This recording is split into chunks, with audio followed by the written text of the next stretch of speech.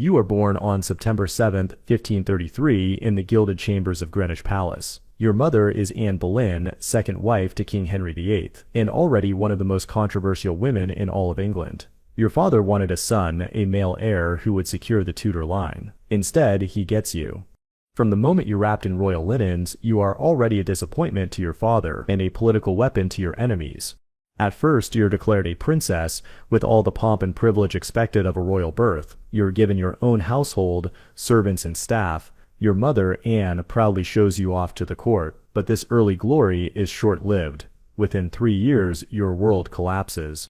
In 1536, your mother is arrested, accused of adultery, incest, and treason, charges most historians believe were fabricated to make way for her replacement, Jane Seymour. You're not even old enough to understand the charges, but the result is brutal. Your mother is executed by sword. The same man who fathered you ordered her death. And just like that, you go from Princess Elizabeth to Lady Elizabeth. Your title stripped. Your legitimacy erased by a royal decree. You're still the king's daughter, but not a recognized heir. You are a royal in limbo. Your early years are unstable. You are shuffled from household to household, first Hatfield, then Enfield, then various estates of minor nobility. Though you are now officially illegitimate, you are still Tudor blood, and that matters. You're educated alongside other high-born children, but few receive the intensity of training you do. Your tutors aren't just educators, they are political fireproofing. Roger Ascham, your most famous tutor, ensures you become fluent in Latin, Greek, French, and Italian. You study theology, history, logic, and philosophy. You master rhetoric and poise. You don't just learn to survive, you learn to outthink everyone else. Your governess, Kat Ashley, becomes one of your earliest and most loyal allies. She doesn't treat you as a fallen princess, she treats you as a future queen. By the time you are 10 years old, you are already reading Cicero and translating classical texts into English. And here's something most people don't know. Your education wasn't just designed to make you learned, it was designed to make you dangerous. A woman with your mind could never rely on brute force to wield power. You had to master subtlety, wit, strategy. Language would be your sword and armor. Meanwhile, your family drama never stops.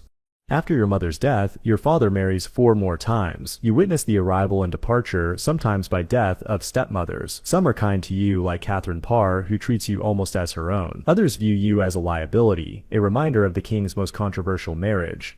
But Catherine Parr gives you something more than kindness, she gives you a window into court politics. When Henry dies in 1547, and your younger half-brother Edward becomes king at age 9, Catherine marries Thomas Seymour, the brother of the former Queen Jane Seymour. You are brought into their household, and for the first time, you experience something even more treacherous than palace intrigue, attention. Thomas Seymour, nearly 40 and married, begins showing an inappropriate interest in you. Morning visits to your room, tickling games, cutting your clothes in jest. You are only 14, it's uncomfortable, dangerous, and politically explosive. When Catherine Parr dies during childbirth, Thomas Seymour turns his attention fully on you, going as far as to propose marriage. You decline. You don't just survive the scandal, you maneuver through it. When Seymour is arrested for treason a year later, you are interrogated for weeks. For hours at a time, men grill you about your relationship with him. Your responses are sharp, guarded, deliberate. You are not yet queen, but already you act like one. At 15, you emerge from that investigation with your reputation intact, a miracle in a court that feasts on female scandal. Meanwhile, your half-brother King Edward is growing ill, and your half-sister Mary, the Catholic daughter of Catherine of Aragon, is waiting in the wings. Religious tension is simmering. The country is split between Protestant reformers and Catholic loyalists. You're caught in the middle, trying to remain neutral, cautious, calculating. When Edward dies in 1553, Protestant advisors try to bypass both you and Mary by installing Lady Jane Grey, another Tudor relative, as queen. It doesn't work. Mary takes the throne, deposes Jane, and within days you are under scrutiny again. Mary is paranoid, and for good reason. You are young, Protestant, brilliant, and a legitimate threat to her rule. When rebellions break out, most notably Wyatt's rebellion in 1554, you are implicated without evidence. Mary sends you to the Tower of London. You enter through Traitor's Gate, the same stone arch where condemned prisoners pass on their way to execution. You don't if you still leave alive. You spend weeks in the tower. Guards monitor your every move. You write letters to Mary proclaiming your innocence. You walk the courtyard under a gray sky, never knowing if the axe will fall. You pray. You plot. You wait. Eventually, Mary decides to release you. There's not enough evidence to kill you. But you're exiled to Hatfield House under surveillance, forced to live quietly while Mary rules. Still, the queen has no heir, and as her health deteriorates, her advisors begin turning their eyes to you. You bide your time. You know that if you can survive Mary's reign, your moment will come. You are not yet queen, but you are poised, prepared, and perfectly positioned. This was your childhood, born into scandal, raised in exile, forged by fire. It sits November 17, 1558. You're at Hatfield House when the news reaches you. Queen Mary is dead. England has no monarch, and you, once declared illegitimate, once imprisoned in the Tower, once one whisper away from execution, are now Queen of England. You walk out into the winter morning, your breath curling in the air, and say a prayer in Latin under the oak trees. This is the Lord's doing. It is marvelous in our eyes. You are 25 years old, you've never led an army, you've never held a court office, and now you sit on the most dangerous throne in Europe. And make no mistake, it is dangerous. England is broke. The country is divided by religion. Your navy is outdated. You are surrounded by enemies abroad. Catholic France to the south, Spain to the west, and Scotland to the north, whose queen, Mary Stuart, already has a better claim to your throne in the eyes of many Catholics. At home, you are a Protestant queen in a kingdom traumatized by Mary's persecution of reformers. And to top it all off, you are a woman, and no woman has ever ruled England in her own right without a husband. Your advisors want answers. Will you marry? Who will be your consort? Will you restore Catholicism? Will you avenge the Protestants Mary burned? Will you ally with Spain, with France, with anyone? Your answer? You stall. You smile. You delay. You do what you've learned to do best. Wait for your moment. But one thing is immediate. Your coronation. You are crowned on January 15, 1559 in Westminster Abbey. The ceremony is a carefully staged balancing act, Catholic ritual, Protestant scripture, and just enough symbolism to keep the peace. You sit on the coronation chair, hold the orb and scepter, and receive the crown. You are no longer Lady Elizabeth, you are Elizabeth Regina. Behind the scenes, you move quickly. You form your first Privy Council, a small elite group of advisors. You appoint William Cecil, your most trusted ally, as principal secretary. He is sharp, experienced, and loyal. You give him clear instructions, this judgment I have of you, that you will not be corrupted by any manner of gift, and that you will be faithful to the state. Cecil will serve you for 4 decades. But you also know politics isn't just about wise counsel, it's about appearances. So you begin to craft your image. Not just as queen, but as something more. You know what they expect of you, a royal marriage, an heir, a king beside you. You give them none of it. You declare, publicly and deliberately, that you have no desire to marry yet, and when Parliament begins to press you for a match, you reply with a smile, I am already bound unto a husband, which is the kingdom of England. But here's something few know, you did consider marriage many times. Dozens of suitors court you, from Philip II of Spain to Archduke Charles of Austria. You even entertained marriage negotiations with Eric XIV of Sweden and with the French prince, Francois, Duke of Anjou. But every time you walk away, not out of fear. Out of strategy. You use marriage as a bargaining chip, flirting diplomatically with kings, dangling alliances, playing factions against each other. You don't reject marriage, you weaponize it. Meanwhile, you tackle the elephant in the room, religion. The country is fractured after years of violent reform and persecution. Your half-sister Mary restored Catholicism with fire and blood. Before her, your father split with Rome to marry your mother. Now it's your move. You enact the Elizabethan religious settlement, a series of laws that re-establish Protestantism but stop short of Puritan extremes. You make yourself Supreme Governor of the Church of England, a title carefully chosen to avoid offending those who still revere the Pope. The new Book of Common Prayer walks a tightrope, enough Protestant content to satisfy reformers, but familiar language and rituals to appease traditionalists. You don't want zealots. You want peace. But peace doesn't come easily. In 1560, your cousin and greatest rival, Mary Stuart, known as Mary, Queen of Scots, returns to Scotland. She is young, Catholic, and widowed from the French king, and she begins calling herself the rightful Queen of England. You don't set act yet. You watch, wait, learn. You are building something bigger than a monarchy. You are building a myth. You begin touring the country, royal progresses that take you from manor to manor, castle to town, cathedral to countryside. These are not vacations. They are strategy. You show your face to the people. You let them see the Virgin Queen. You connect with them directly, skipping traditional royal aloofness and creating a kind of political intimacy. At court, you surround yourself with loyal nobles and cultivated flatterers. You elevate the Dudleys, the Cecils, the Howards. You reward loyalty and punish defiance. But the man closest to you, the one who causes the most gossip and speculation, is Robert Dudley. Handsome, bold, ambitious. You knew him since childhood, and now, as queen, you make him your master of the horse, giving him constant access to you. The court whispers endlessly. Are you in love? Are you lovers? Then in 1560, Dudley's wife, Amy Robsart, is found dead under suspicious circumstances, her neck broken at the bottom of a staircase. Officially ruled an accident, but the damage is done. The idea of marrying Dudley becomes politically toxic. And so, as always, you don't deny, you don't confirm, you don't explain. You remain above the storm, untouched by scandal, yet never too far from it. Your court begins to flourish, not just in politics but in culture. You sponsor musicians, painters, playwrights. You invite poets to craft verses in your honor. You commission portraits that exaggerate your youth, your power, your majesty. You are no longer just Elizabeth. You are Gloriana, the fairy queen, the virgin monarch, not born to rule, but built for it. This was your ascension, not just to the throne, but to legend. The crown rests on your head, but it's never light. From the moment you take the throne, you know peace is an illusion. You are not only England's queen, you are a Protestant woman ruling a divided kingdom in a world that still believes a woman alone cannot rule, and that Protestantism is heresy. You don't just have political rivals, you have ideological enemies, and they don't sit quietly. First, the North.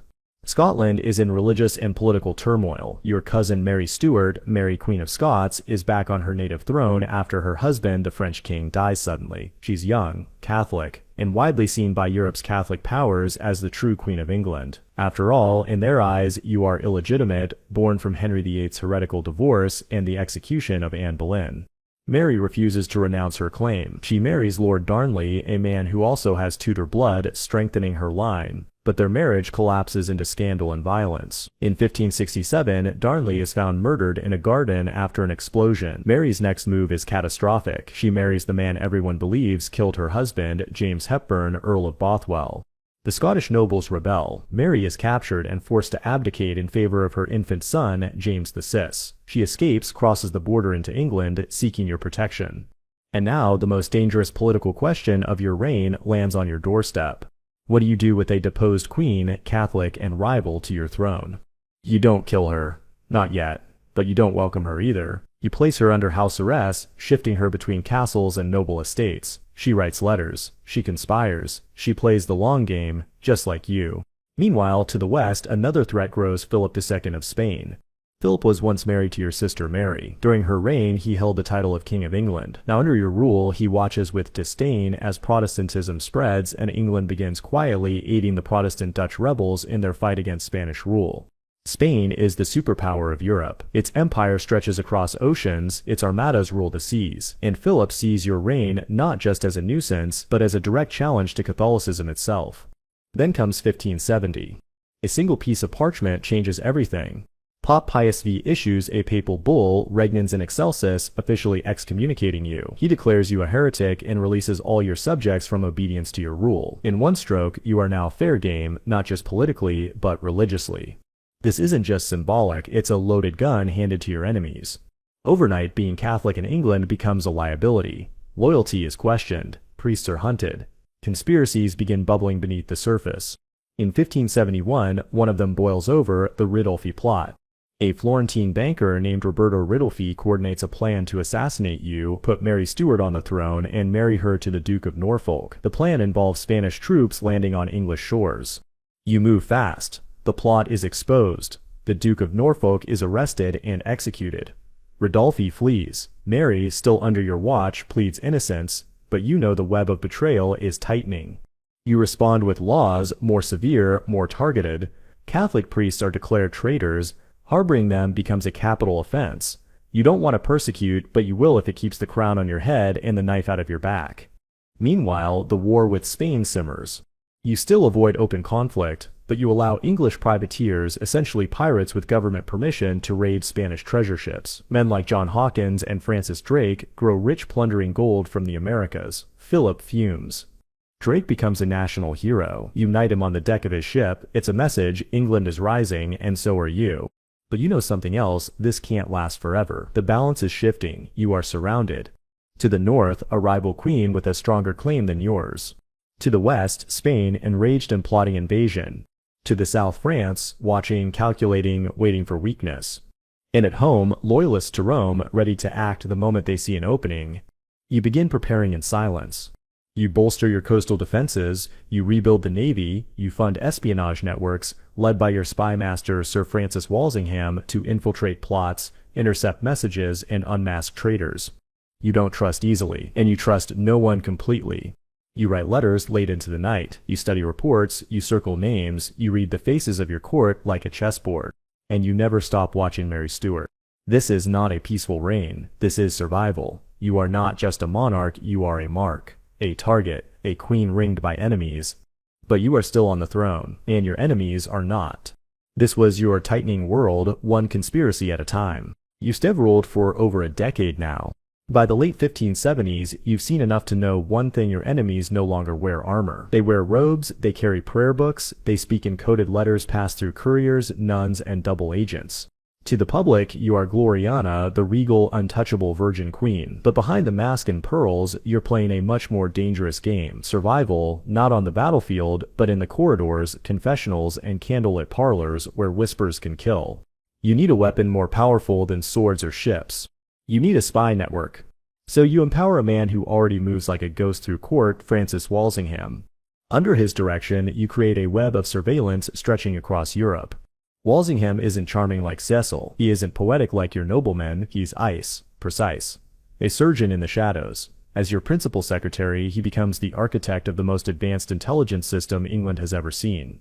Agents are embedded in every port city, embassy, and royal household. Catholic seminaries in Rome and Douai are infiltrated. Letters are intercepted. Priests are tracked. Codebreakers work tirelessly to decode plots. Even your own courtiers, those who dine at your table, are sometimes followed. One of Walsingham's greatest tools, false plots. He allows conspiracies to form, then lets them run long enough to ensnare every traitor. One by one, they reveal themselves, thinking they're safe. They never are. Still alive, still imprisoned, still dangerous. But the crown jewel of this shadow war, Mary Stuart? In 1586, Walsingham sets the perfect trap. He intercepts a letter written in cipher, hidden in a beer barrel cork. It's addressed to a Catholic nobleman named Anthony Babington. Inside, it lays out a plan to assassinate you, free Mary, and restore Catholic rule. For years, she's kept under heavy guard, moved from castle to castle. Yet the Catholic world treats her like a queen in exile. Messages are smuggled in and out, hidden in wine barrels, sewn into clothing, disguised in codes invisible to the naked eye. Mary replies. Her letter is cautious, but it's enough. The Babington plot is blown wide open. Walsingham presents the evidence to you. It's not just hearsay, it's ink on parchment, signed in Mary's own hand. You don't set act immediately. You summon your counselors, you summon your lawyers, you summon your soul. You've resisted this decision for over 18 years. You didn't want blood on your hands. You knew executing a fellow monarch, your cousin, would echo through Europe. But you also know this: as long as Mary lives, your life hangs by a thread. The trial is held at Fotheringhay Castle. You delay again. You hesitate. You sign the warrant but hold it back. Mary refuses to recognize the court's authority, but the evidence is irrefutable. The sentence is passed. Death. Mary is led to the scaffold in a red petticoat, the color of Catholic martyrdom. She kneels, prays, forgives her executioner. The axe falls, and with it, one of the most dangerous chapters of your reign ends. Eventually, your council acts without waiting for final word. The execution takes place on February 8, 1587. But the consequences are immediate. Europe erupts in outrage. You didn't just kill a rival, you killed a queen. For the Catholic monarchs of Europe, especially Philip II of Spain, this is an act of tyranny, of heresy, of war. Philip begins assembling the most terrifying fleet Europe has ever seen, the Spanish Armada. Back in London, you don't wait. You mobilize your advisors, your admirals, your commanders. You order the construction of coastal beacons, militia musters, artillery positioning. You prepare your nation for invasion. You address your people. But you also do something else, something your enemies never expect. In 1588, as the Armada approaches, you ride to Tilbury in full armor. You stand before your assembled troops, many of them poor farmers and merchants turned soldiers, and deliver a speech that will echo for centuries. I know I have the body of a weak and feeble woman, but I have the heart and stomach of a king and of a king of England too. You are no longer the girl in exile, no longer the reluctant queen, you are the shield of England. It's not just rhetoric, it's theater, it's politics, it's genius. Walsingham's network continues its silent war. Spies report ship movements. Scouts intercept coded messages. Sabotage unfolds in foreign ports. English privateers, led by Sir Francis Drake, strike Spanish supply lines with devastating precision. The Navy, under Charles Howard and Drake, uses fireships and faster, more maneuverable vessels to outflank and scatter the Spanish fleet. A storm later called the Protestant Wind finishes the job. When the Armada finally arrives, they find not a fractured kingdom, but a nation ready. The people rejoice, portraits are commissioned, coins are minted, poets immortalize the moment. You have not just survived, you have humiliated the most powerful empire in the world. The Armada limps back to Spain, broken and bloodied. But you return to court, to paperwork, to espionage, to strategy. Because you know the war never truly ends, not in your world. You've faced down rebellions, survived assassination plots, crushed a rival queen, and humiliated Spain's invincible armada. You're still standing, still ruling, still undefeated. Now comes the next move, not military, but symbolic. Because you understand something most monarchs never grasp. If they worship the idea of you, they'll never question your power. And so begins the birth of Gloriana. You've already laid the groundwork, the pearls, the stiff white gowns, the carefully curated portraits, but now, with your enemies weakened and your reign secure, you take it further. You become untouchable. Iconic. Eternal. Your face no longer ages in official portraits. Your skin becomes marble white, powdered and luminous. Your hairline is raised to create an exaggerated forehead, a Renaissance ideal of wisdom and clarity. You wear elaborate ruffs, golden armor in some depictions, and jewels that sparkle like miniature crowns. These aren't vanity choices, these are statecraft. You are creating a brand. Every brushstroke is calculated. The Ditchley portrait, the Rainbow portrait, the Armada portrait, each one packed with coded messages. Globes, eyes, suns, roses, serpents, everything means something. You are the ruler of the waves, the guardian of virtue, the divine queen sent by Providence. And the people believe it. Artists, poets, playwrights, courtiers all contribute to this expanding mythos. You are not just the monarch, they begin to call you Gloriana, Astrea, the fairy queen. Edmund Spenser writes, the fairy queen, casting you as a shining, near-divine force of purity and strength. Theaters swell with dramas celebrating loyalty, power, and English greatness. Every play staged under your watch is another feather in your crown. And yes, you patronize the arts, but you also censor them. No play, poem, or pamphlet gets wide circulation unless it serves the crown. Satirists disappear. Print shops are raided. You understand that culture isn't just entertainment, it's influence. You are not just shaping how they see you, you are shaping what they believe about monarchy itself.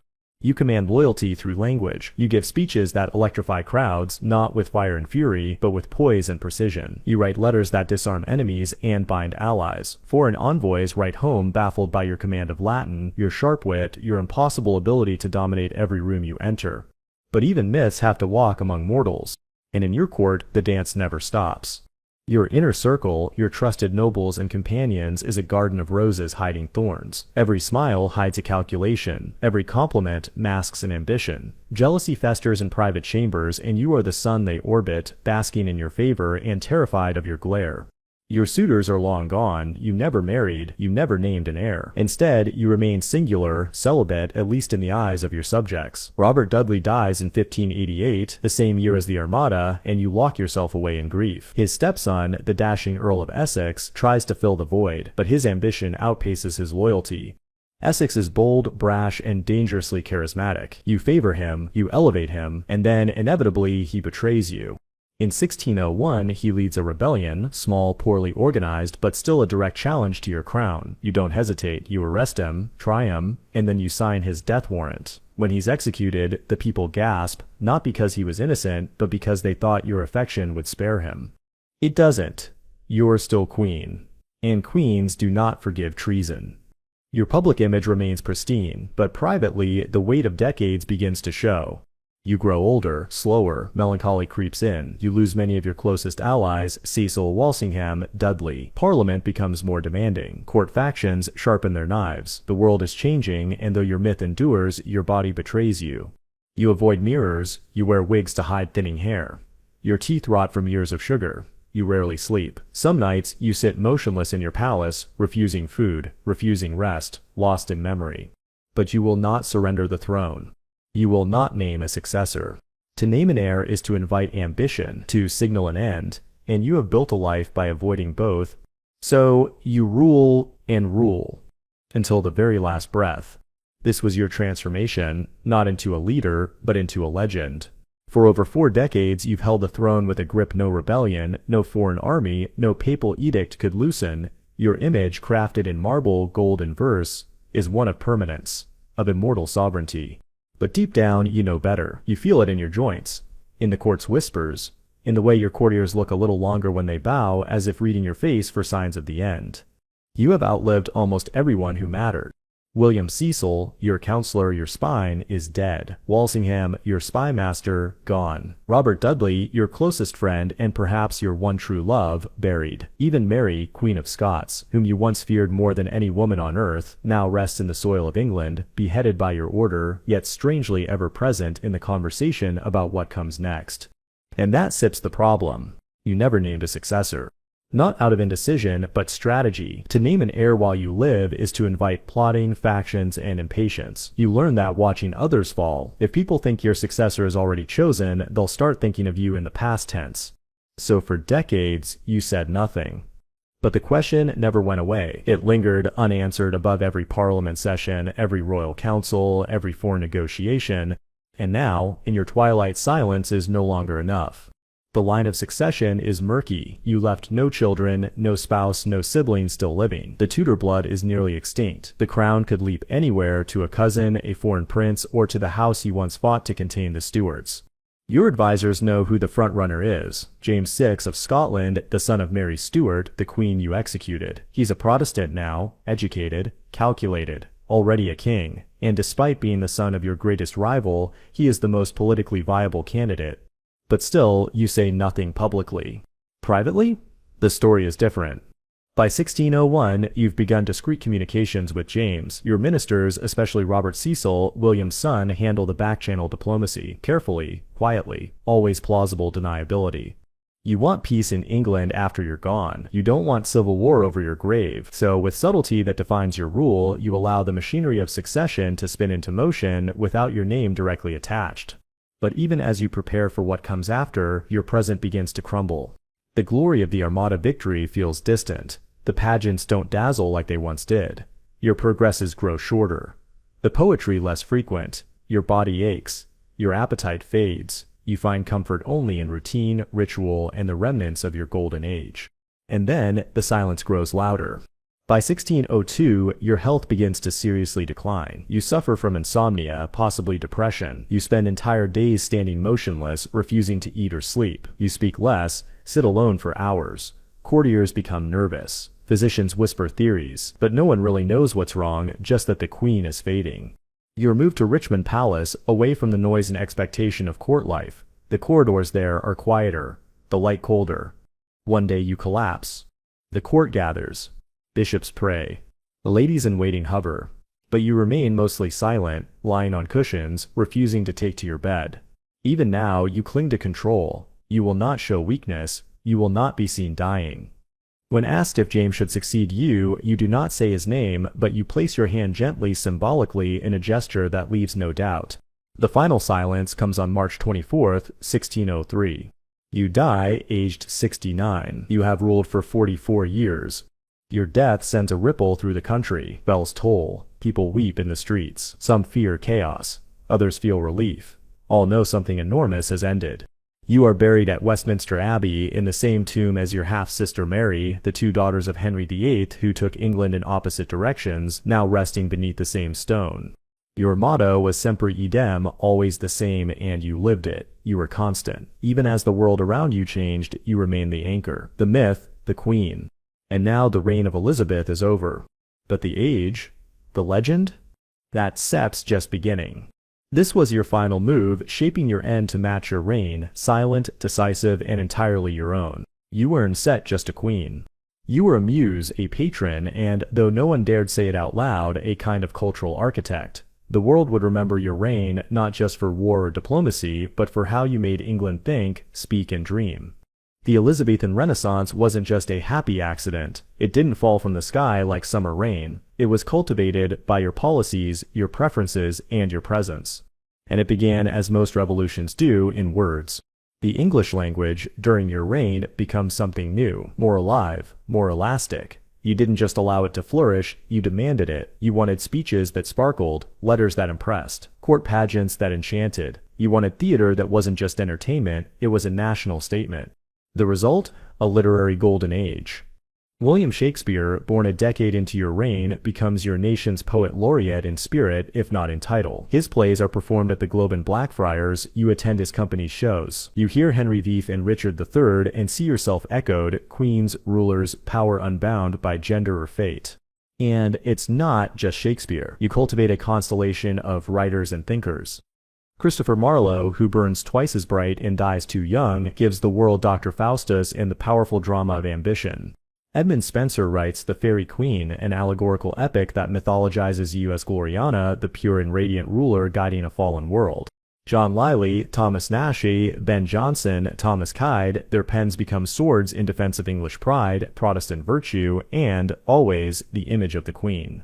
You support them not out of whimsy, but intent. You know the stage isn't just a place for story, it's a battlefield of ideas. You regulate it tightly. No political satire, no religious controversy, but you encourage moral complexity, heroism, romance, nationalism. You turn theater into propaganda that people actually want to watch. And outside of literature, art too flourishes. Your portraits are never just paintings, they're policy. You sit for them rarely, but they're replicated and distributed across the realm. You are shown as ageless, ever virgin, surrounded by emblems, eyes for omniscience, globes for dominion, snakes for wisdom, roses for Tudor legitimacy. Your court becomes the fashion capital of Europe. The ruff becomes a national obsession. White lead face paint, despite its toxicity, becomes the beauty standard because you wear it. Your court also becomes a crucible for invention. John Dee, your advisor and mystic, pushes the boundaries of science and magic. An astrologer, mathematician, and philosopher, he coins the term British Empire and dreams of global expansion. While others dabble in superstition, Dee blends the mystical and the mechanical in service of your kingdom. Navigation, too, becomes an art form. Sir Francis Drake, Sir Walter Raleigh, Martin Frobisher, these men aren't just seafarers, they're your agents in a global race for power. They circumnavigate the globe, claim lands in your name, raid Spanish treasure ships. Exploration becomes national myth, and you are always at the center, Elizabeth, Queen of the Sea. You carefully balance nationalism with tolerance. Foreign ambassadors marvel at how educated your nobles are, how polished your court's manners. Latin is spoken fluently, philosophy is debated openly, dancing, poetry, fencing, it's not just amusement, it's training. A courtier in your England must be a warrior and a poet. But the Renaissance doesn't only exist in the royal courts or theaters of London. It spreads across the country, touching even small towns with new schools, new ideas, new languages. Printing presses flourish. Pamphlets circulate. The English Bible, once banned, becomes a household object. Still, it isn't set all light and loots. You control this Renaissance carefully. You maintain the royal licensing system, ensuring no book or play goes to press without a government stamp. Censorship is strict. Sedition is punished. You allow exploration of truth, but only within the carefully drawn lines of monarchy, church, and crown. And you know how to use pageantry. Every summer, you go on progress, royal tours through your realm. These aren't vacations, they're performances. You visit noble estates, you allow them to host you in their grand halls, you make them spend enormous sums, lavish feasts, jousts, masks, all to honor your presence. They compete to impress you. They compete to outdo one another, and in doing so, they reinforce your supremacy. Each progress is a spectacle, a living play where you are the star, the heroine, the goddess. The people line the roads. They cheer, they kneel, they see their monarch not just as ruler but as symbol. This isn't just admiration, it's political theater with a national script. And it works. Under your reign, England transitions from the Protestant backwater of Europe to a rising cultural superpower. The Renaissance was already blooming on the continent, Italy, France, the Low Countries, but you make it uniquely English. You make it yours. This isn't a period of peace. Not really. There are still threats, Spain, Ireland, domestic unrest, but culturally, it's an explosion, and the shockwaves will ripple through centuries. Shakespeare will still be read in 400 years. Your image will be etched in coins, in stone, in syllabi. The Renaissance is not just something you allow, it's something you shape, stage, and star in. This was your revolution, not with swords, but with syllables. For all the glitter and grandeur of your court, for all the masks, speeches, and divine iconography, your crown doesn't shine everywhere. Across the Irish Sea, it drips with blood. From the beginning of your reign, Ireland is a problem, a stubborn one. You inherit it, like most things, partially subdued, partially ignored, partially on fire. It is technically a kingdom under English sovereignty, but the control is shallow, mostly coastal cities and garrisons. Beyond that, Gaelic lords, Catholic chieftains, a land ruled more by clans than councils. And here's the truth. No one says aloud, you don't understand Ireland. Not fully. And your advisors understand it even less. But you know what it means strategically. Ireland is England's back door. If Spain, France, or Rome want to strike you where you're weak, Ireland is their perfect staging ground. That makes it not just a rebellious territory, it makes it a liability. A threat. You begin with what seems like a reasonable strategy: English colonization, settlements, loyal Protestant nobles granted Irish lands, often forcibly taken from native chieftains. It's called plantation. In theory, it will stabilize the region.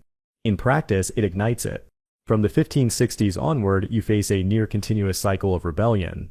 The first major flare is the Desmond rebellions, sparked by the Fitzgeralds of Munster. You crush them eventually. But the campaigns are long, expensive, and brutal. Villages are razed, crops are burned, civilians starve. You don't micromanage the tactics, but you sign the funds. You endorse the governors. And when reports return, whole counties depopulated, you look away. The rebellions don't set end. They evolve.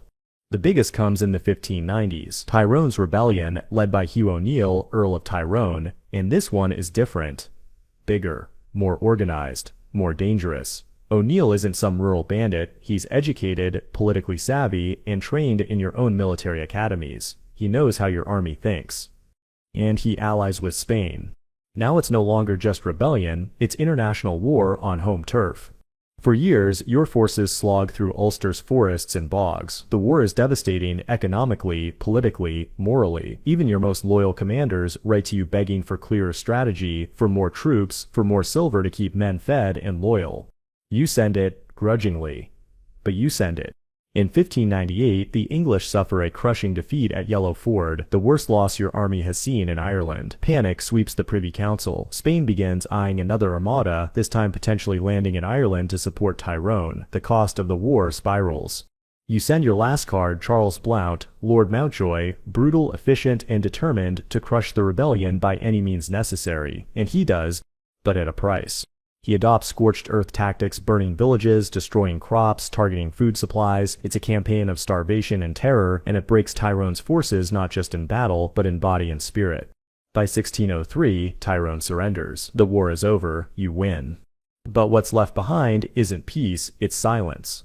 Ireland is devastated, whole regions depopulated. The famine that follows kills more than the battles ever did. English control is now firmer, but at a horrifying cost. And no matter how poets sing of Gloriana, no matter how noble the portraits or divine the language, this chapter is written in blood and fire. And here's what's rarely said: you never set foot in Ireland. You rule it through letters, reports, and governors. You sign the budgets, approve the titles, issue the proclamations, but you never walk the land you claim. Still, the legacy is yours. Your reign sets the stage for centuries of English-Irish conflict, for centuries of rebellion and repression. You plant the seeds, quite literally, that grow into future wars. It's not what people remember when they think of you, but it should be. Because you weren't just the Virgin Queen, you were a queen of conquest. This was the cost of your crown, the battles you never saw, but always owned. When you look out from the battlements of your English castles, you don't see oceans, but your ambition does. While your enemies squabble over land and alliances in Europe, you start thinking bigger, beyond the continent, beyond old maps, toward what your subjects are just beginning to call the New World. Spain has already claimed vast territories across the Americas. Portugal has carved out Brazil, France is building footholds along North America's rivers, but England? You arrive late to the table, and there's a reason for that. The truth is, your England isn't rich. Not like Spain, you don't have fleets of treasure galleons bringing home gold. You don't have a standing army or a global navy, but you do have something else: bold men with ships, a thirst for glory, and absolutely no fear of provoking an empire. So you back them, not officially, not publicly, but quietly, strategically. You give them licenses. You call them privateers. To Spain, they're pirates. To you, they're your sharpest tools. Men like Sir Francis Drake, a former slave trader turned Seahawk, begin plundering the Caribbean, raiding Spanish ports, intercepting treasure fleets. In 1577, you greenlight his most audacious mission yet, a circumnavigation of the globe. It takes nearly 3 years. He survives hurricanes, mutinies, starvation, and ambushes, but he returns in 1580 with ships stuffed with treasure, more gold and silver than the crown earns in years of taxes.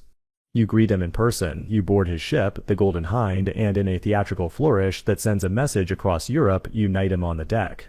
Spain explodes with fury. Drake becomes a symbol. You didn't just condone piracy, you made it policy. And yet you're not content with stealing riches. You want to plant flags. Enter Sir Walter Raleigh, a court favorite, all flair and ambition. In 1584, he receives a royal patent to establish colonies in North America. He names the land Virginia after you, the Virgin Queen. The first settlement attempt on Roanoke Island fails spectacularly. Disease, starvation, and native resistance wipe it out. The second famously disappears entirely. The lost colony becomes one of history's great mysteries. But the intention is clear, this is just the beginning. Under your reign, England doesn't just dip its toes into the Atlantic, it begins building the mindset of empire. Explorers sail under your banner. Cartographers sketch coastlines with English names. Adventurers return with stories of strange lands, new peoples, riches untold. And while the early attempts at colonization are messy, costly, and often disastrous, the cultural foundation is set. England has a claim to the world. And Elizabeth is the mother of that claim. You encourage it. Carefully. You don't set throw royal money at colonies, not yet, but you allow men to dream, investors to speculate, and your name to fly above distant shores. You understand something subtle but powerful. Let others pay for the mistakes. Let the crown take credit for the success. And there's another layer to this expansion: ideology. You present colonization as a Protestant mission, a divine counter to Catholic conquest. Where Spain brings the cross and the sword, you bring civilization, English language, English laws, English religion. This narrative becomes doctrine, and it's dangerous. It paves the way for justifying future imperialism, one that says expansion is not about greed, but about destiny, about God's work, and it starts with your name. But let's not romanticize it too much. The early English presence in the Americas also brings violence, disease, and dispossession. You don't live to see the full impact, but it begins here in your reign under your letters patent. Even now, as you preside over masques and ceremonies in London, somewhere across the ocean, men are planting flags with your crest, carving your initials into trees, and declaring lands you've never seen to be English soil. That SEP's power. Real power. You didn't set cross oceans. You didn't set sail the ships. But you made it possible. This was your reach, not just across the realm, but across the world. They never stopped asking. From the day you took the throne to the final weeks of your life, the same question circled you like a vulture: when will you marry? And your answer was always the same. You didn't set give one. You were a queen with no king, a monarch with no consort, and in a world where power passed through bloodlines, that made you an anomaly, an unnerving, fascinating, unprecedented anomaly. But make no mistake, you didn't reject marriage out of piety or solitude. You turned it into a diplomatic game, one you played better than anyone. From your first days on the throne, the European courts lined up suitors like chess pieces, kings, princes, dukes, each hoping to bind England through you. Your first serious contender was the most obvious: Philip II of Spain, widower of your sister Mary. He offered marriage within weeks of her death. You delayed, you flattered, then you declined.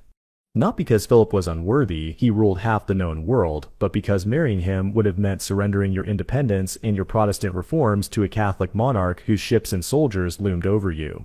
Instead, you kept your suitors close, without letting them close.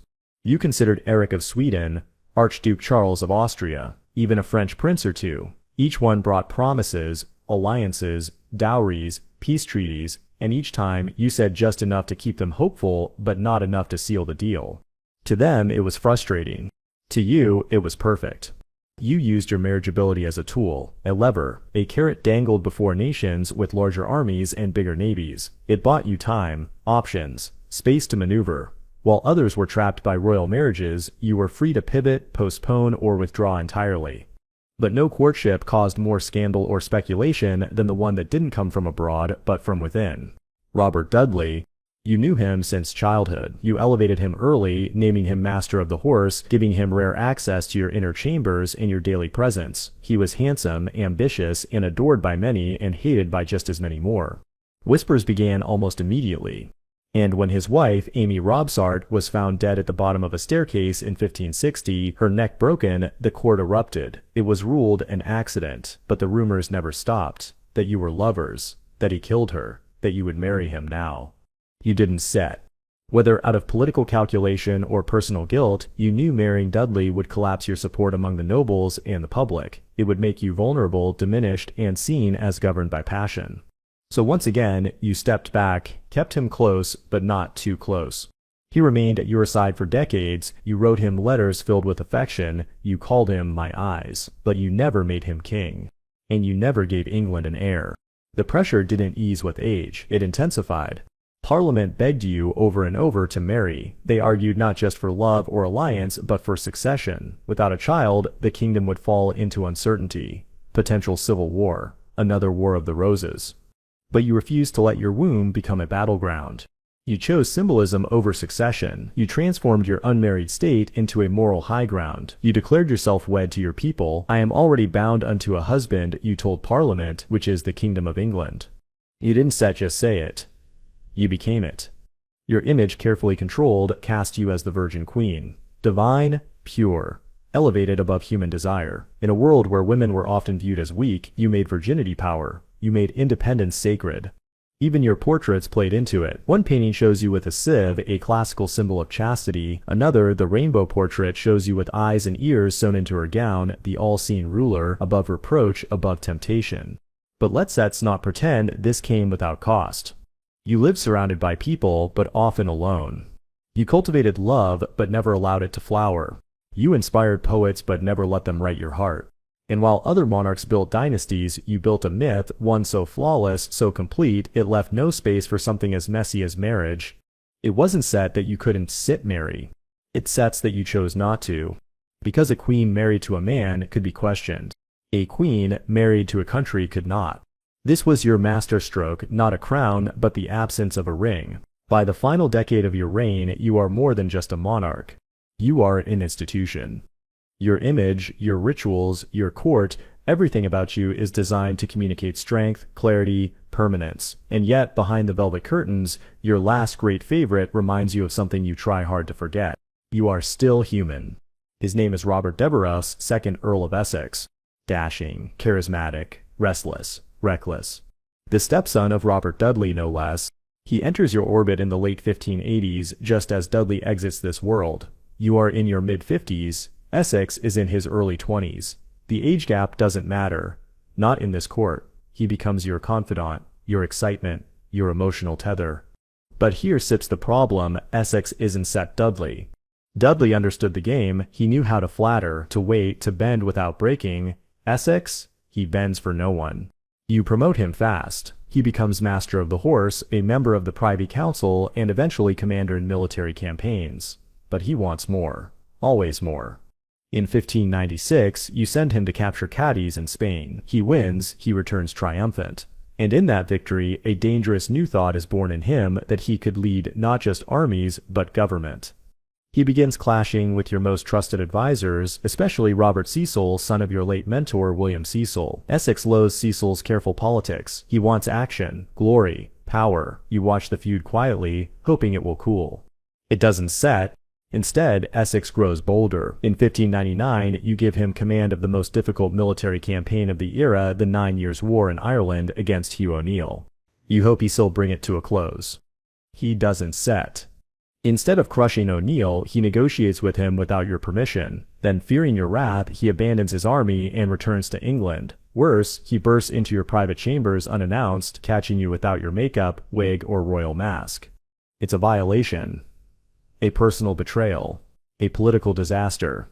You respond swiftly. He's stripped of his offices, banished from court. His monopoly rights, his sources of income, are revoked. His fortune crumbles, and so does his pride. And here sits the thing Essex forgets. You are not just his queen. You are also his judge. And you do not tolerate rebellion. But Essex, can't let go. In February 1601, he raises a small force in London, hoping to incite a popular uprising. He believes the people will rise for him. He believes the nobles will rally. He believes, perhaps most fatally, that you will forgive him. None of that happens. His rebellion collapses in hours. His men are arrested. His house is stormed. He surrenders and is tried for treason. The evidence is overwhelming. And then the moment comes you hoped would never arrive. You sign the death warrant. This isn't just another nobleman, not just another traitor. This was the last man you allowed to touch your emotions, the last courtier who saw the woman behind the queen.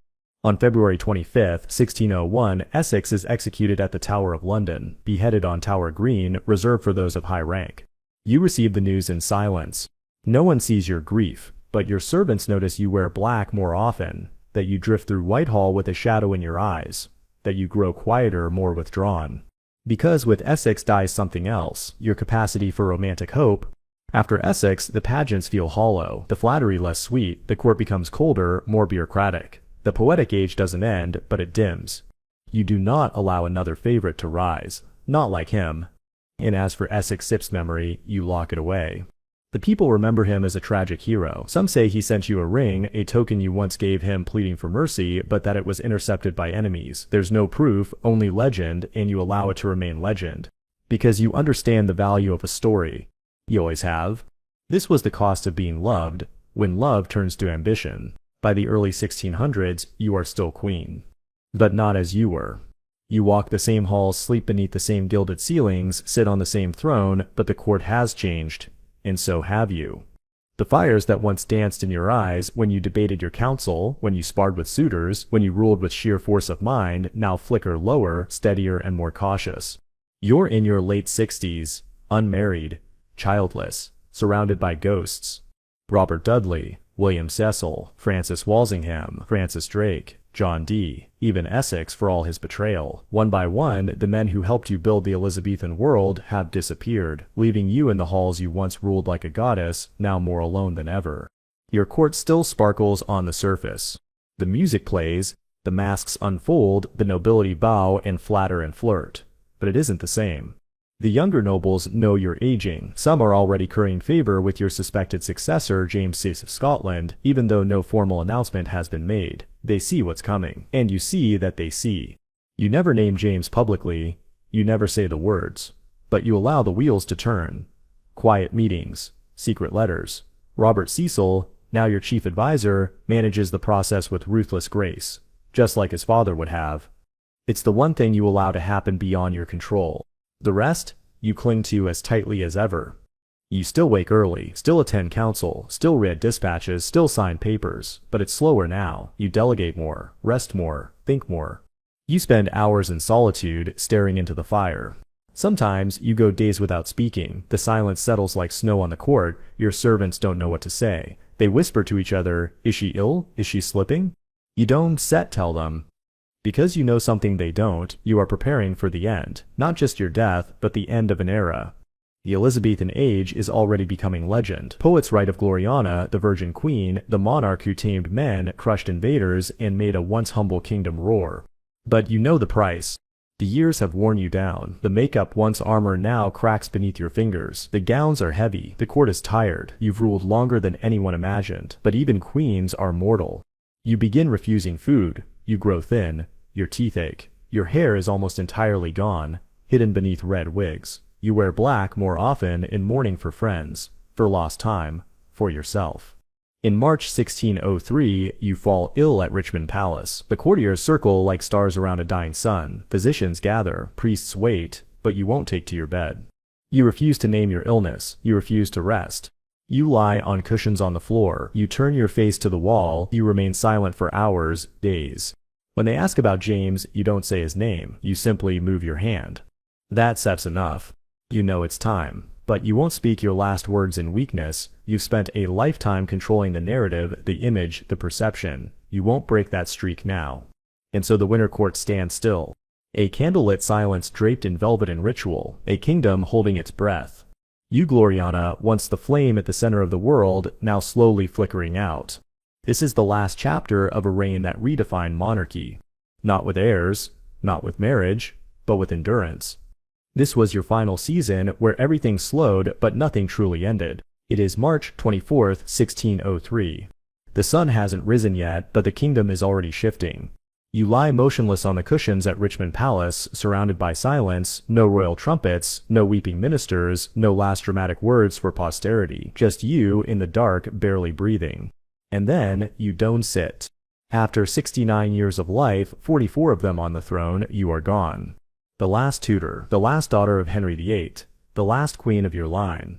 But even in death, you control the message. When the news reaches London, it moves like a chill wind, the queen is dead. People gather, some kneel, some cry, some remain silent, unsure what comes next. You left no child, no declared heir, but your ministers, those few you truly trusted, already know what to do. The secret correspondence with James VI of Scotland, years in the making, now becomes action. Riders gallop north, messengers wake nobles. England will not fracture. The crown will pass quietly, seamlessly to a new house. The House of Stuart. You never met James, but you understood him. Protestant, literate, politically astute. The son of Mary, Queen of Scots, the woman you executed, and yet the one you chose to carry your legacy forward.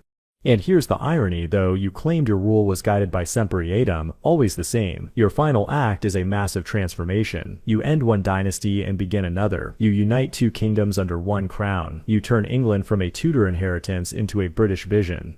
And you do it without ever speaking aloud. That's Sepp's power, silent, deliberate, lasting. Your funeral is as elaborate as your legend. The procession begins weeks later under a leaden April sky. Your coffin, covered in a velvet pall and topped with an effigy wearing your crown, is drawn through the streets of London on a massive wooden hearse. Thousands line the streets, peasants, merchants, nobility, all watching the woman who ruled them for nearly half a century pass by one last time. You are buried in Westminster Abbey, beneath the same stone as your half-sister Mary, the Catholic queen who once imprisoned you. The inscription on your tomb speaks not of rivalry, but unity. Partners in throne and grave. But history remembers the truth. You outshone her. You outlasted them all. And now, something extraordinary begins. Under James, England becomes Britain. Colonies expand. The ideas seeded during your reign, global trade, naval dominance, cultural identity, begin to mature. You didn't start the empire, but you lit the first match. The glow of your court becomes the blueprint for monarchy across Europe. Writers who lived in your reign, Shakespeare, Spencer, Marlowe, become immortal. Their works, written in your shadow, will define English literature for centuries. The name Elizabethan becomes more than a time period. It becomes a brand, a world, a weight. And then there steps you. Your image, painted and printed, carved and quoted, lives on long after your bones are dust. You become a symbol not of femininity or virginity or even monarchy, but of control, of presence, of survival. You were not born to inherit. You were not meant to rule, but you did. And in the end, it wasn't your heirs that carried your name forward, it was your example. This was the death of a dynasty, and the birth of a legacy. You are dead, but your reign has only just begun. Because what dies in the body can live forever in the story. And your story, it was ready for immortality the moment your heart stopped. You set been building it for decades. You curated your portraits like propaganda. You gave the public poetry instead of proclamations. You wrapped your rule in allegory, iconography, and rituals so rich, it might as well have been gospel. Now that you're gone, the legend gets only bigger, brighter, cleaner. They call you Gloriana. They call you Estrella, the virgin goddess of justice. They call you the Virgin Queen, chosen by God, married to a nation, immune to sin, beyond corruption. And people believe it. Because it's easier to remember you as a goddess than a politician. Easier to frame your reign as golden than to reckon with its gray shadows like Ireland, famine, execution, censorship, and plague. Those things don't fit in the stained glass window version of you, so they get left out. Instead, you sit gray-framed in pageantry. The queen who defeated the Spanish Armada, the queen who defied the Pope, the queen who made poets weep and kings tremble, the queen who danced through decades without marrying, without aging, without faltering. History loves symmetry, it loves clarity, and you, Elizabeth, gave it both, so much so that the Elizabethan myth becomes a tool for every monarch who follows. James I, your successor, leans heavily on your image in the early years of his reign. He doesn't want to be seen as the Scottish outsider who took your throne, so he paints himself as your heir, your chosen one, the peaceful continuation of your golden age. Later, Charles would invoke your strength as a way to bolster his own crumbling authority. Even during the English Civil War, both sides invoke your name, one as the perfect queen, the other as proof that monarchy could work if only done like you. Centuries later, Queen Victoria is likened to you. So is Queen Elizabeth II. You become the benchmark, the prototype, the ideal. Not just for queens, but for power itself. And the myth travels. In America, as British colonies struggle for independence, your name is still whispered with reverence. Virginia, the colony named in your honor, becomes a foundational part of the New World. Gloriana may be gone, but the empire she sparked continues. Your portraits hang in museums. Your speeches are quoted in history books. Your reign is taught not just as fact, but as fable. And the myth isn't accidental. You understood, better than anyone, that a queen must be more than mortal to last, so you used everything you had, language, fashion, poetry, ceremony, to make yourself not just remembered, but unforgettable. And it worked.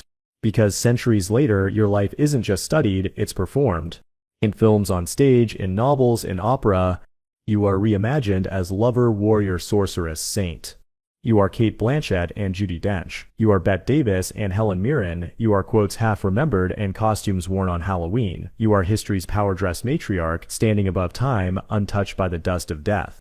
You never had children. But your lineage lives on in symbols. In the crown. In the language. In every strong woman who walks into a room and doesn't apologize for being there. That seps the legacy you left. This was your metamorphosis, not into myth, but into model. You ruled, you died, you became legend. But legends cast long shadows, and yours stretches far beyond the 17th century. What follows your death isn't just mourning, it's adjustment. The court that once trembled under your gaze now scrambles to redefine itself. No more ruffs and jeweled masks, no more virgin queen. The court under James the Fine is more masculine, more Scottish, and frankly less dazzling.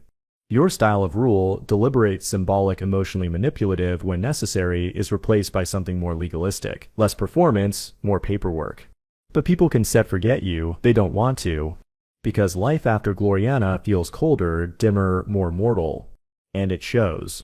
The early years of James's reign are littered with comparisons. His speeches are measured against yours. His mannerisms mocked for lacking your flair. His excesses scorned by those who remember your austerity.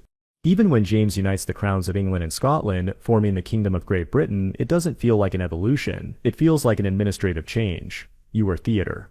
He is policy. And the people miss the stage. Your name becomes a kind of national shorthand for greatness.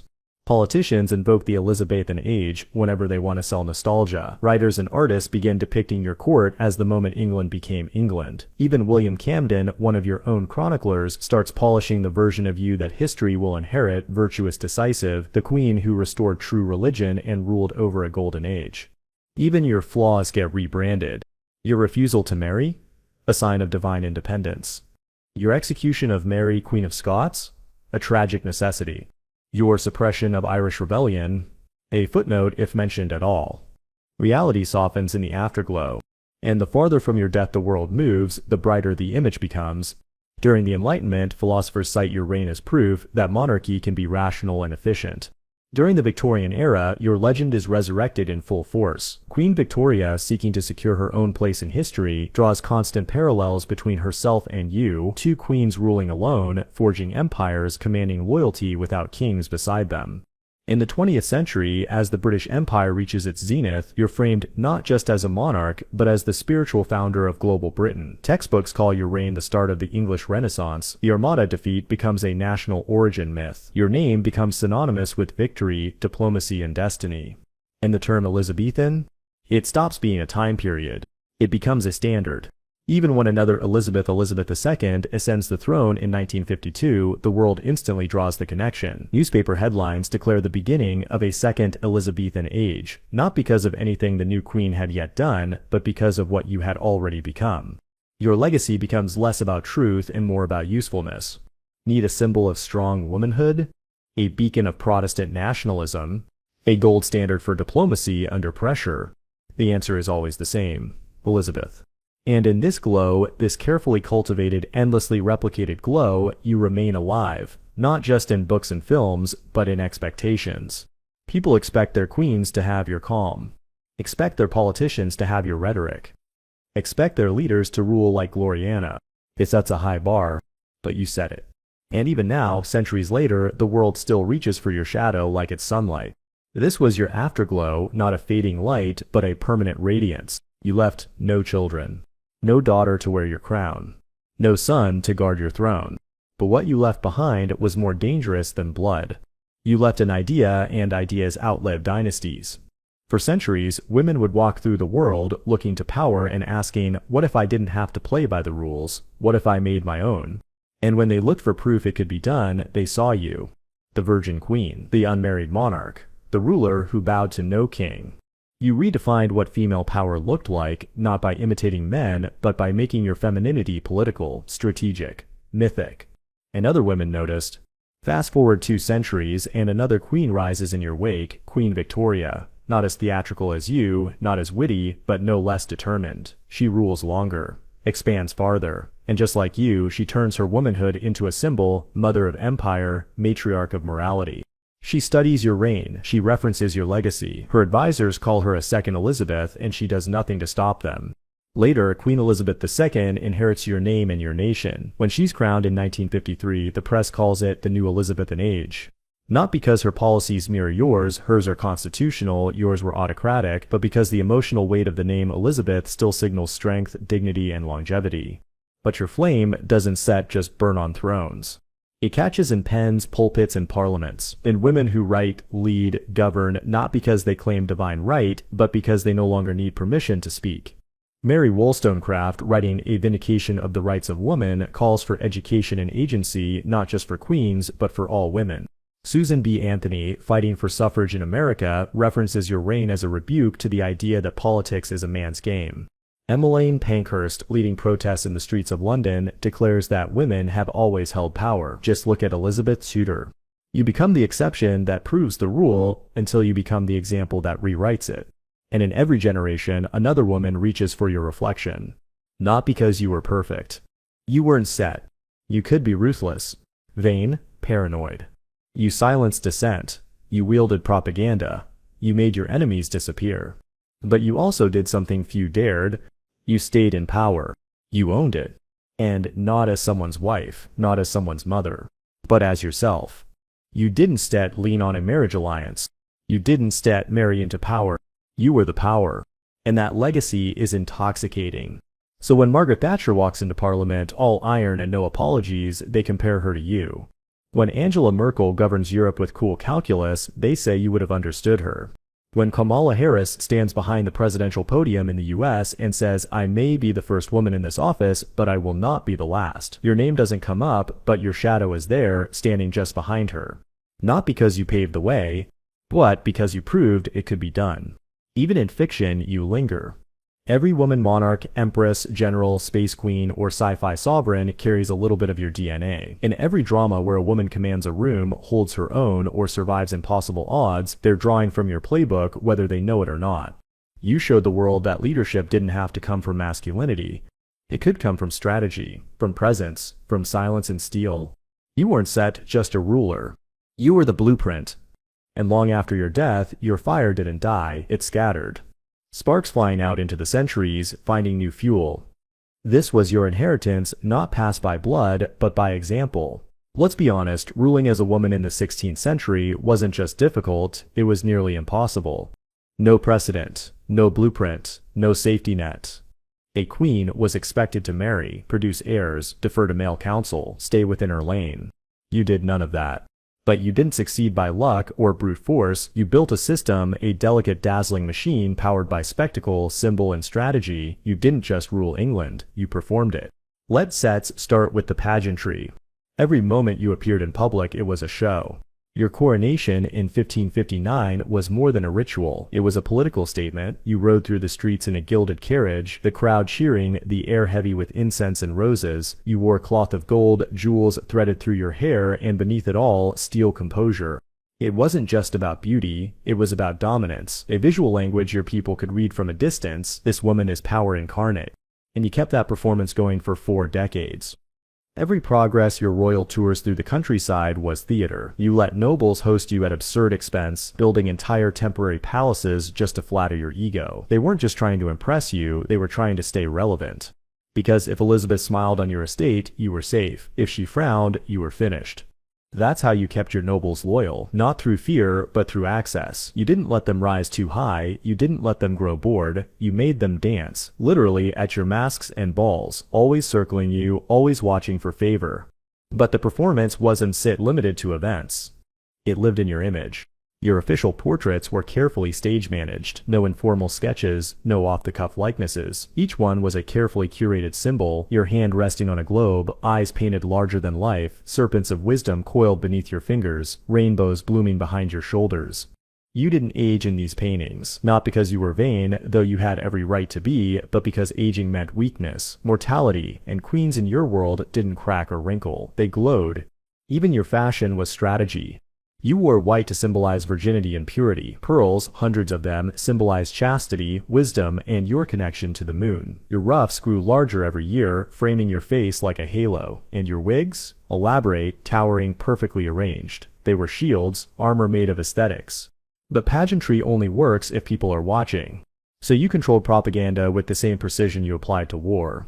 You censored plays, you monitored pamphlets, you licensed every book printed in England, you didn't just encourage loyalty, you policed it. When poets praised you, they found their careers soaring. When pamphleteers crossed the line, whether political or personal, they found themselves silenced, imprisoned, or worse, and still people adored you. Because your propaganda didn't just elevate you, it elevated England. You transformed the narrative. England wasn't just a country surviving without a king, it was a chosen nation, thriving under a woman whose virtue made her more than mortal. Your speeches reinforced this. You rarely spoke in Parliament, but when you did, your words cut like glass. You spoke softly, deliberately, often in Latin when it mattered most, just to remind the room that you could outthink every man there. Your Tilbury speech, delivered in armor before your troops as the Spanish Armada loomed, sealed your myth. I know I have the body of a weak and feeble woman, but I have the heart and stomach of a king. The crowd roared, England roared, history roared. But here sets the secret behind all of it, the gears beneath the gold. You knew how fragile power was. You knew how quickly love turned into treason. You knew how thin the crown sat on your red wig, so you never stopped performing. You never let your guard drop. You never really let them see you. Because in your world, vulnerability wasn't human, it was fatal. This wasn't set just reign. It was resistance. It was rule by illusion. Rule by spectacle. And it worked. Better than anyone expected. This was your machine, polished, controlled, awe-inspiring. A queen alone was supposed to be powerless. That was the theory. But in your case, being alone made you untouchable. No husband to influence you. No son to succeed you. No king to overshadow you. Which meant that every man who served you walked a tightrope, one foot in loyalty, the other in self-preservation. And you liked it that way. Let's begin with William Cecil, your first and most trusted advisor. He served you from the very beginning, your principal secretary, your Lord Treasurer, your human firewall. You called him my spirit. When others pushed for rash action, revenge, marriage, war, Cecil urged caution, patience, process. He didn't flatter you, he challenged you, and you trusted him because of it. Cecil kept the wheels turning for 4 decades, and when age finally wore him down, his son Robert Cecil stepped in, less warm, more cold-blooded, but just as effective. He negotiated with foreign powers, spied on your enemies, and carefully managed the transition to James V. You let him. You weren't sentimental, you were strategic. Then there was Francis Walsingham, your spy master. Cold, precise, ruthless. He ran the most sophisticated intelligence network in Europe. His agents intercepted letters in beer barrels, cracked codes, staged betrayals, and watched every whisper in every cathedral, pub, and palace. He was the reason you survived dozens of assassination plots and uprisings. He kept you alive with secrets. You never gave him titles or lavish estates. You gave him authority. That was enough. Then, the favorites. Robert Dudley, your childhood friend, your confidant, maybe more, maybe not. You called him Sweet Robin, he called you my queen. You elevated him, empowered him, and when his wife died under suspicious circumstances, you didn't marry him. Not because you didn't care, but because you knew it would destroy you politically. You loved him, but you chose the crown. Then came Robert Devereux, Earl of Essex. You raised him like a son, maybe a surrogate for the family you never had. He grew arrogant, impulsive. He challenged your judgment, defied your orders, and eventually tried to overthrow you. You signed his death warrant with a steady hand. The men around you were never just men, they were tools, weapons, mirrors. And you studied each one. You rewarded loyalty, lavishly. You punished disloyalty, publicly. You kept them guessing. Always. You knew how to manage egos, how to give just enough favor to keep them hungry, but never enough to feel secure. It was your way of maintaining the upper hand. Because even in your closest relationships, there was a rule you never broke. Never let them feel like they had you. Some feared you outright. Foreign envoys wrote of your sharp tongue and sharper memory. You could humiliate a man with a single sentence and make him thank you for the honor. At court, a glance could mean promotion or exile. You once kept a nobleman waiting 3 years to be knighted simply because he presumed it too soon. And yet, they stayed. Because serving you was power. Being near you meant influence. A whisper in your ear could move armies, shift alliances, alter the course of kingdoms. Even those who hated you had to respect you. And here's the secret most never saw: you needed these men. Not emotionally, but logistically. You couldn't fight battles, you couldn't sail ships, you couldn't sit in every council room at once. But you could choose who did. So you did, and you did it better than any king. This was your court, a network of men strong enough to serve you, but never strong enough to challenge you. By now, your bones have long since turned to dust. But your story, it seeps everywhere. In paintings, in poems, in operas, history books, political speeches, and Hollywood blockbusters. There are statues of you standing across continents, ships named in your honor, streets, schools, entire states carrying your mark. And what sips remarkable is not that you said you're remembered, it's that's how. Because unlike most monarchs, you didn't just leave behind policies, you left behind a persona, and it was built to last. Let's start with the obvious, the portraits. They still hang in palaces, galleries, and textbooks, but they were never about realism. They weren't snapshots of who you were, they were blueprints for who you wanted to be remembered as. The Armada portrait, for example, you stand triumphant, your hand on the globe, the wreckage of the Spanish Armada reflected in the background like a divine afterthought. You don't age, you don't soften, you command. Then there's the rainbow portrait, more allegory than likeness. Your gown is embroidered with eyes and ears, symbolizing your omnipresence. A serpent coils along your arm, wisdom wrapped in elegance. You hold a rainbow, standing at the center of a divine storm, as if even nature bends to your will. That sets not vanity, that sets branding. And it worked. Even centuries later, those images define what royal presence looks like. They've been copied, parodied, reinterpreted. Every monarch since you has tried in some way to recapture the balance you struck between awe and intimacy, power and restraint. But the images were just the beginning. Your life became literature. Shakespeare, in the last decade of your reign, crafts historical dramas where queens are clever, resilient, tragic, and politically razor-sharp. Sound familiar? The crowd may see Cleopatra, Portia, or Lady Macbeth, but they hear echoes of you in every line. You don't just appear in fiction, you become fiction. Over the centuries, you sit reinvented again and again. In the 1939 film, The Private Lives of Elizabeth and Essex, you're Bette Davis, sharp-tongued, imperious, and burning with tragic romance. In the 1998 epic Elizabeth, you're Kate Blanchett, transformed from nervous teenager to steel-clad icon, reborn as a living deity. In opera, you become Bellini's tormented queen in Roberto Devereux, singing your heartbreak on candlelit stages across Europe. In theater, you're everything from a Shakespearean heroine to a one-woman show commanding, calculating, heartbroken, glorious. Each version is different. Each version is you. Even your death becomes theater. Your final days, sitting motionless on the floor, refusing to go to bed, wasting away in silence, are recounted not just as fact, but as drama, tragic, heroic, poetic. Why? Because your life demands performance. It always did. And then there's your physical legacy. You're entombed in Westminster Abbey, beneath a white stone monument that declares your greatness in Latin. Your half-sister Mary lies beneath you, ironic perhaps, considering she once tried to erase you. But you're not buried beside a husband, not a child, not even a favorite. Just your crown. And that sits fitting. You always belong to England first. Your name is stamped on coins, engraved into silver, etched in documents that survived fire, war, and regime change. You became a watermark on the nation itself. Even your era became a symbol. The Elizabethan age is shorthand for everything golden: art, exploration, identity, invention. When people say they want to return to glory days, 9 times out of 10, they're reaching for your shadow. You didn't just survive. You became the measure. The queen they compare every queen to. You're not just etched in history, you're embedded in it. This was your echo, not faded, but amplified by time. 400 years have passed. Empires have risen and fallen. Thrones have been lost, reclaimed, and diluted into ceremony. But your name, Elizabeth, still carries weight, still stirs awe, still starts arguments. And so we arrive here, not at your death, but at your judgment. Because every ruler is judged not just by their victories or mistakes, but by what outlasts them. And you are complicated. Let's start with what they got right. You held England together at a time when it could have shattered. When religious wars were tearing Europe apart, you found a compromise not perfect, but durable. You didn't persecute Protestants like Mary, nor did you plunge into Puritanism. You chose moderation and made it a national identity. You outmaneuvered your enemies. Spain, France, the Pope, your own parliament, you danced through them all without breaking rhythm. You didn't have the largest army or deepest coffers, but you had a mind like a steel trap. You made patience a weapon. You elevated England's SIP status.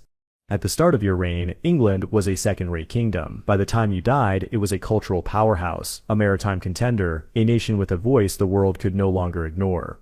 You left no heir and still avoided a civil war. That alone is a political miracle. But greatness doesn't mean perfection. Let's not forget your hands weren't set clean. You executed Mary, Queen of Scots. Maybe you had to, but the act left a bloodstain on your myth no matter how finely it was woven into the narrative of national security. You waged a brutal war in Ireland.